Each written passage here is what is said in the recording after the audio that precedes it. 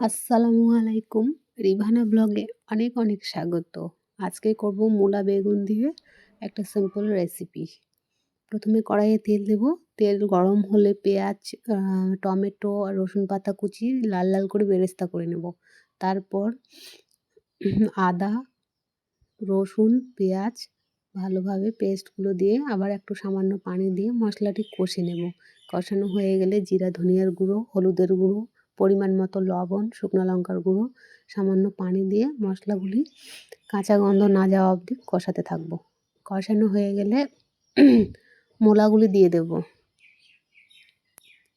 মূলা দেওয়ার পর এখানে সামান্য পরিমাণে পানি দিব।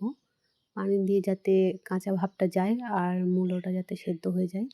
তারপর পরিমাণ মতো ঝোলের জন্য পানি দিয়ে ঢাকনা দিয়ে দিলাম। এবার ঢাকনা তুলে ঝোল সমেত বেগুনগুলি দিয়ে দিলাম।